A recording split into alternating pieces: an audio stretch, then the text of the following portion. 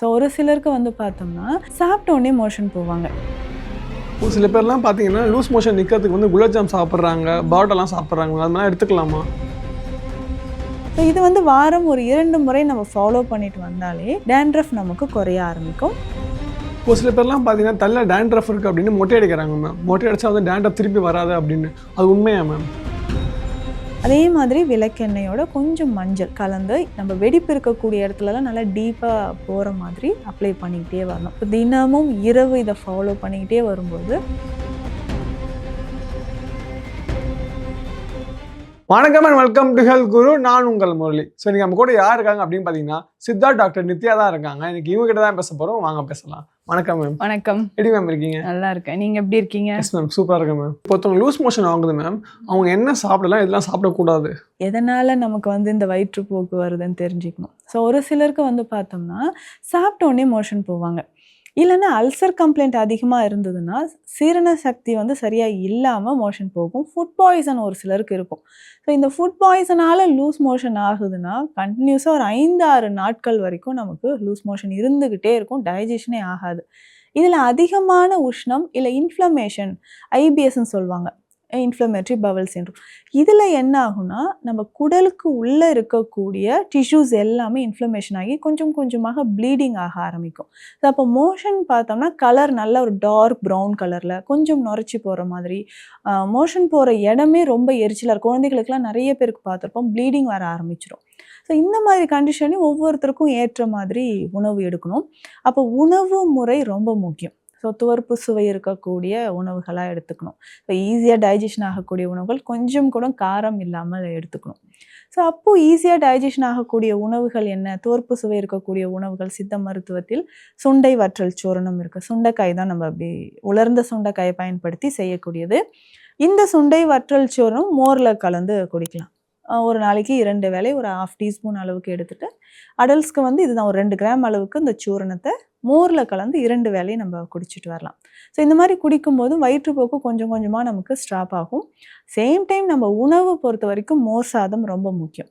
தேங்காய் பால் கஞ்சி குடிக்கலாம். ஸோ தேங்காய் பாலில் வந்து பச்சரிசி கொஞ்சம் சேர்த்து, சீரகம், ஓமம், கொஞ்சம் 2 பல் பூண்டு, ஒரு 1/2 ஸ்பூன் அளவுக்கு வெந்தயம் சேர்த்து அந்த கஞ்சியை நம்ம குடிக்கலாம். இதில் முக்கியமாக மாதுளை மணப்பாகு, மாதுளை ஓடு கஷாயம், இந்த மருந்துகள் இருக்குது. இதை நம்ம தொடர்ந்து குடிச்சிட்டு வரலாம். ஒரு நாளைக்கு ஒரு வேளை குடித்தா கூட போதும். ஸோ வயிற்றுப்போக்கு கொஞ்சம் கொஞ்சமாக நமக்கு ஸ்டாப் ஆகும். ஸோ அவுட் சைட் ஃபுட் சாப்பிட்ற நிறைய பேருக்கு இந்த ப்ராப்ளம் இருக்குது. நேரம் கடந்து சாப்பிட்றது, அதிகமாக பசி ரொம்ப நேரத்தில் பசி இருந்து நல்ல ஃபுட்டு நிறைய எடுத்துப்பாங்க.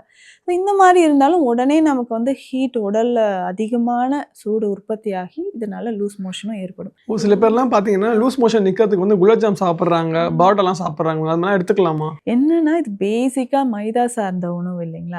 மைதாவே நம்ம கான்ஸ்டிபேஷனை உண்டாக்கும். ஸோ அந்த மலச்சிக்கல் வந்து உண்டாக்கக்கூடியது தான். அப்போ லூஸ் மோஷன் போயிட்டு இருக்கு அப்படின்னா நிறைய ப்ரெட்டு சாப்பிடுங்க, ரஸ்க்கு சாப்பிடுங்க, இந்த பரோட்டா சாப்பிடுங்க, இதெல்லாம் சொல்கிறது எதுனா இந்த மைதா சார்ந்த உணவுகள் சாப்பிடும்போது கொஞ்சம் வயிற்றுப்போக்கு நிற்கும் அப்படின்றதுனால. ஸோ ஒரு சிலருக்கு இதை சாப்பிடலாம். மருத்துவ ரீதியாக நான் சொன்ன மாதிரியான மூலிகைகளும் நம்ம பயன்படுத்துறது தான் நல்லது. ஓகே. அதே மாதிரி ஒரு சில பேர்லாம் பார்த்தீங்கன்னா வயிற்றுல புண்ணுனால நெஞ்செரிச்சல் வருமா மேம்? கண்டிப்பாக வரும். ஸோ இந்த அல்சரேட்டிவ் கொலைட்டிஸ்ன்னு சொல்லுவாங்க. ஸோ ஸ்டொமக் அல்சர் நிறைய பேருக்கு இருக்கும் இல்லைங்களா? அல்சர் இருந்தனால நமக்கு ஆசிட் செக்ரீஷன் அதிகமாகுது, அதனால நெஞ்செரிச்சல் வர ஆரம்பிக்கும். ஸோ இது அல்சரோட ஒரு சிம்டம்ஸ் அப்படின்னே சொல்லலாம். ஸோ நெஞ்செரிச்சல் நிறைய பேருக்கு இருக்கும். இப்போ வயிற்று புண்ணு இருக்குன்னா அதற்கேற்ற மாதிரியான உணவு முறைகள், அந்த கற்றாழை சாறு ரொம்ப முக்கியம். ஸோ காலையில் எம்டி ஸ்டொமக்கில் கற்றாழை சாறு, கொஞ்சம் மோர் கலந்து நம்ம குடிக்கலாம், நீர் ஆகாரம் குடிக்கலாம். ஸோ இது எல்லாமே அதிகமான வயிற்றெரிச்சல் இருக்குது, இல்லை வயிற்று புண்ணு இருக்குன்னா அந்த நெஞ்செரிச்சலை குணமாக்குவதற்கு பயன்படுது. அதே மாதிரி ஏலாதி சூரணமும் எடுத்துக்கலாம். ஸோ ஏலாதி சூரணம்னா ஏலக்காயை வந்து முதன்மையாக வைத்து செய்யக்கூடிய ஒரு மருந்து. ஸோ இதை வந்து தண்ணீர்லேயோ இல்லை பாலில் கலந்து உணவு எடுப்பதற்கு ஒரு 1/2 மணி நேரம் முன்பு, ஸோ 1/2 hour முன்னாடி நம்ம இதை சாப்பிட்டுக்கிட்டே வந்தோம்னா அந்த வயிறு புண்ணு வந்து நமக்கு குறைய ஆரம்பிச்சிடும். அதே மாதிரி ஒரு சில பேருக்குலாம் பார்த்தீங்கன்னா டேண்ட்ரஃப் அதிகமாக இருக்குது மேம். அது வந்து என்ன மேம் காரணமாக இருக்குது டேண்ட்ரஃப் வரதுக்கு? ஸோ டேண்ட்ரஃப் வந்து பார்த்திங்கன்னா ரொம்ப ஆயிலி ஸ்கின் இருந்தாலும் ட்ரை ஸ்கின் இருந்தாலும் நமக்கு வருது. ஸோ ரொம்ப ட்ரையாக இருக்கவங்களுக்கு நம்ம ஸ்கேல்பில் இருக்கக்கூடிய outer most layer, skin layer வந்து கொஞ்சம் கொஞ்சமாக ட்ரை ஆகிட்டு நமக்கு டேண்ட்ரஃப் வருது. ஃபங்கல் இன்ஃபெக்ஷன் முக்கியமான ஒரு காரணம் சொல்லலாம். ஸோ அந்த ஃபங்கஸ் இருக்கும்போது என்ன ஆகும்னா திரும்ப திரும்ப நமக்கு டேண்ட்ரஃப் வந்துக்கிட்டே இருக்கும்.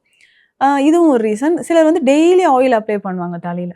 ஸோ ஆயில் அப்ளை பண்ணுறது வீக்லி ஒன்ஸ் தலைக்கு குளிக்கிறது, இல்லை 4-5 நாளுக்கு ஒரு முறை நான் தலைக்கு குளிக்கிறேன். தலைக்கு குளிச்சாலே எனக்கு வந்து சைனஸ் வந்துடுதுங்க, அதனால் டெய்லி ஆயில் அப்ளை பண்ணுவாங்க.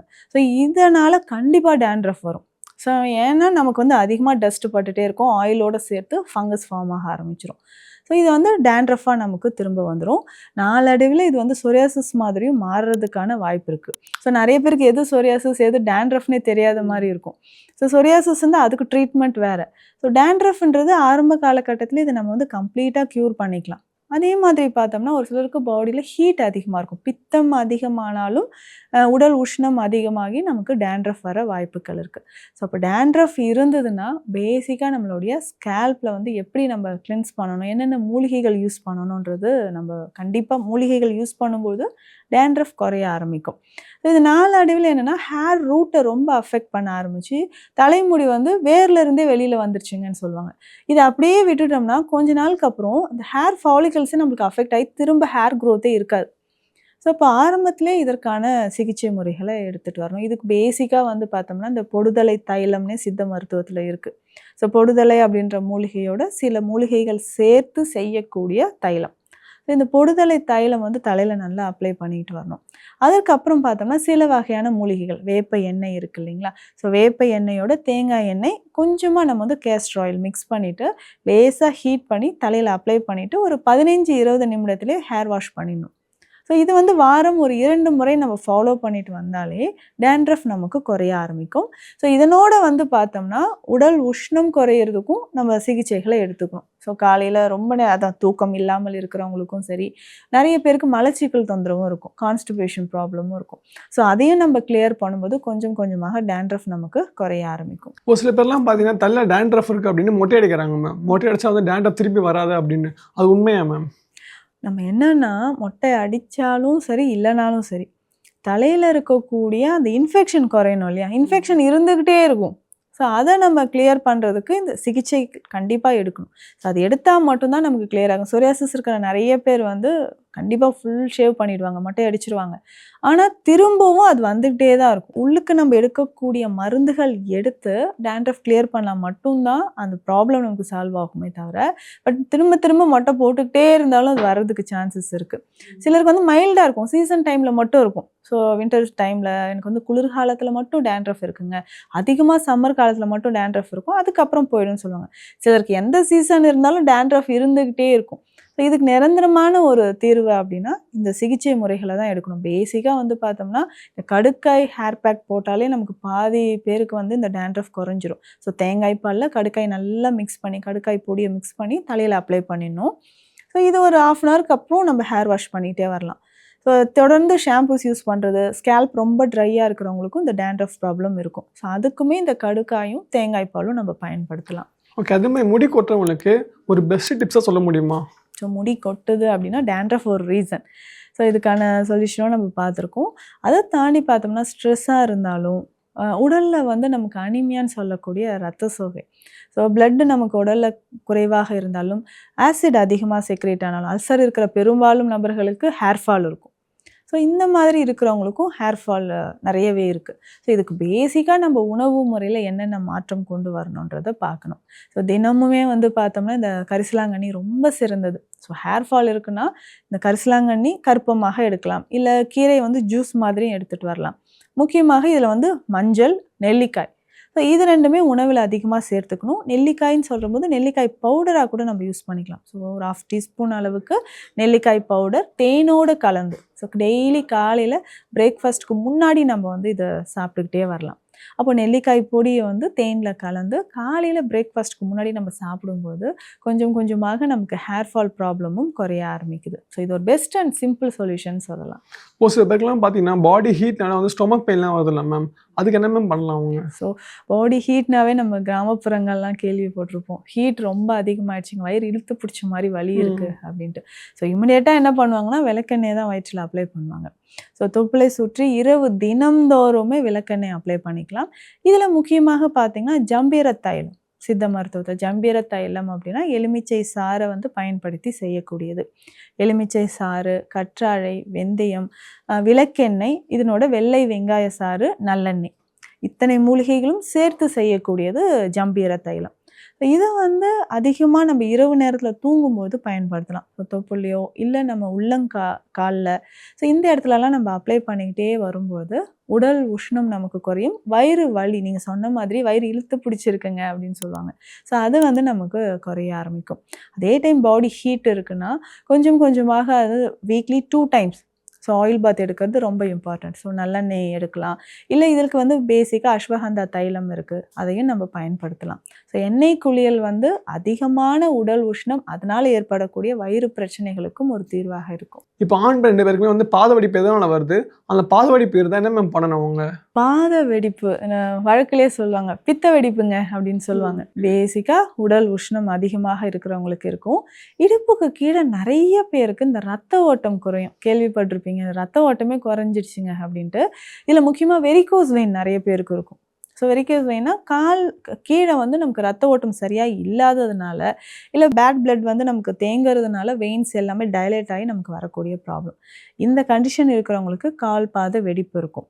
பேசிக்காகவே ஒரு ட்ரைனஸ் இருக்கும். ஸோ இந்த ட்ரைனஸ் கால் பாதத்தை பொறுத்த வரைக்கும் யாரும் நம்ம அவ்வளோவா கேர் பண்ணிக்க மாட்டோம். ஸோ இந்த ட்ரைனஸ் இருக்கிறவங்களுக்கு, ரொம்ப நேரம் நின்றுட்டே ஒர்க் பண்ணுறவங்களுக்கு பார்த்தோம்னா கண்டிப்பாக கால் பாதத்தில் வெடிப்பு இருக்கும். இதனோட சேர்ந்து காலாணி பிரச்சனையும் நிறைய பேருக்கு வந்துடும். ஸோ இந்த கால் பாத வெடிப்பு குணமாகணும் அப்படின்னா தினம்தோறும் ஒரு 10 நிமிடங்களாவது கொஞ்சம் வெதுவெதுப்பான தண்ணீரில் கால் பாதத்தில் டிப் பண்ணி வச்சிடணும். ஸோ இதுக்கப்புறம் சில ஆயில், கண்டிப்பாக நம்ம வந்து ஆயில் அப்ளிகேஷன் இம்பார்ட்டண்ட். ஸோ சித்த மருத்துவத்தில் பார்த்தோம்னா கிளிஞ்சல் மெழுகு அப்படின்ற ஒரு ஆயின்மெண்ட் இருக்குது. ஸோ இது வந்து தினம்தோறும் இரவு நம்ம அப்ளை பண்ணிக்கிட்டே வரலாம். அதே மாதிரி விளக்கெண்ணெயோட கொஞ்சம் மஞ்சள் கலந்து நம்ம வெடிப்பு இருக்கக்கூடிய இடத்துலலாம் நல்லா டீப்பாக போகிற மாதிரி அப்ளை பண்ணிக்கிட்டே வரணும்.